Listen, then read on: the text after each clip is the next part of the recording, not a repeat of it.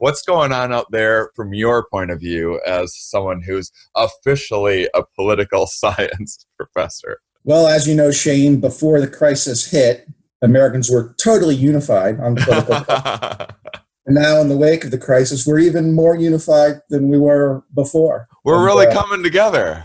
Yeah, it's the United States of America, and this crisis really proves that.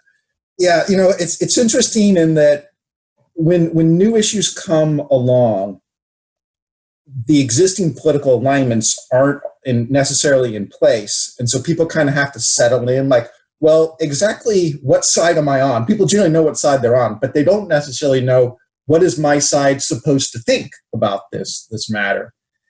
And so if you go back to January, when we all knew there was some kind of virus circulating, and they had a lockdown in Wuhan, and I mean, I don't know what you were thinking, but I was thinking like, all right, well, I remember SARS, I remember MERS, I remember the H1N1, I remember Ebola. All of these sort of looked like things that could spiral out of control, but none of them did. And I guess I was, maybe it's part of my nature or whatever, I was just an optimist, and I thought, well, it's probably not going to be a worldwide pandemic. And so at first, I didn't really think that it was coming to our shores.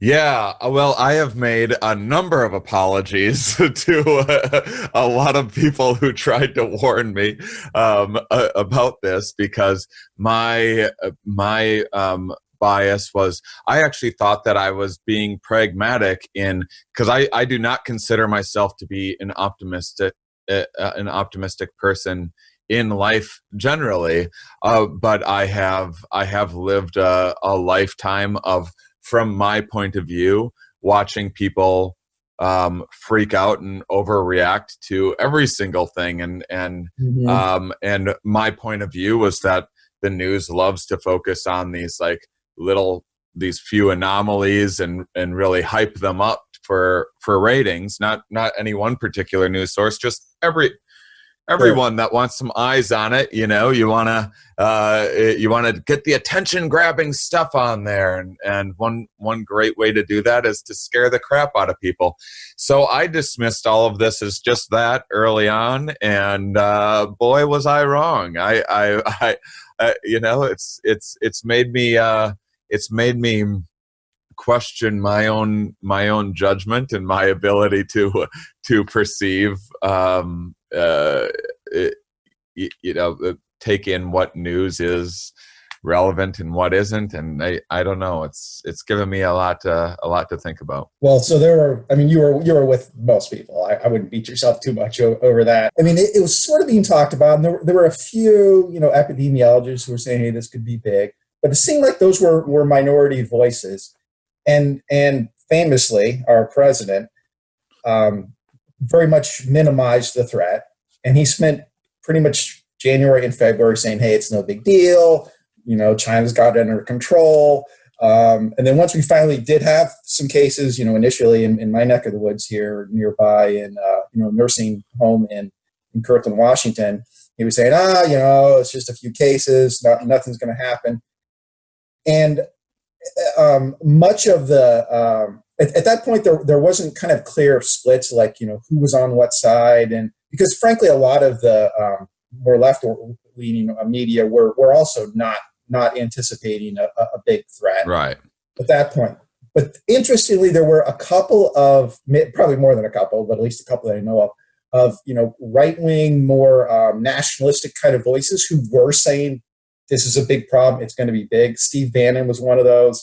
Mike Cernovich was one of those. I don't know if you know much about Cernovich, but he's kind of a right-wing, alt-right conspiracy theorist type. He pushed the Pizzagate story in 2016, if that gives you any context. Right. But some of the more nationalistic oriented conservatives who were like, close the borders, we need to do more for Americans, restrict immigration. Those kinds of people were more likely to be sounding the alarms early. Right. But Trump was saying no big deal. And then Fox News, because Trump and Fox News are closely coordinate with messages and strategy, Fox News tends to take Trump's lead, and Trump also will take Fox News' lead, depending on what he saw that day on Fox and Friends and so on. They were very much in sync of saying this is nothing, it's going to be no big deal. But then at some point, it became obvious that this really is spreading in America. And then it was the more left-leaning voices who got there first. But then a week or two later, Trump got there too. And he eventually, his own White House is pretty much advising what we have now in terms of the policy response, the lockdowns, no social gatherings, closing non-essential businesses, all that the governors are doing. The White House itself has put out guidance recommending those very same things, so that Trump sort of caught up.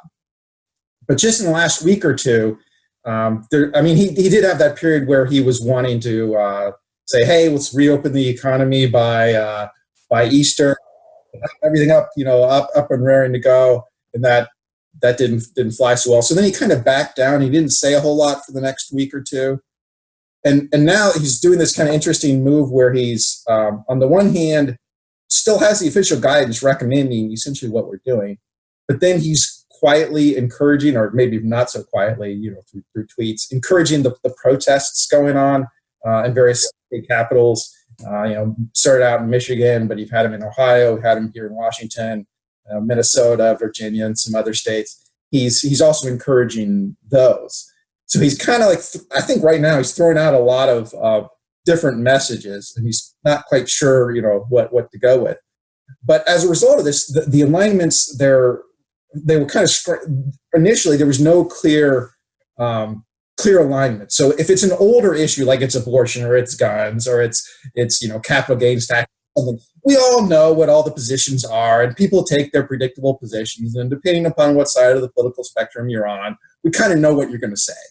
And so all those issues are frankly kind of boring, because if you've been around for a while and you're watching, there's just nothing new. The alignments are already locked in stone. Whereas with this, because it's a developing issue, we didn't have those alignments in place yet.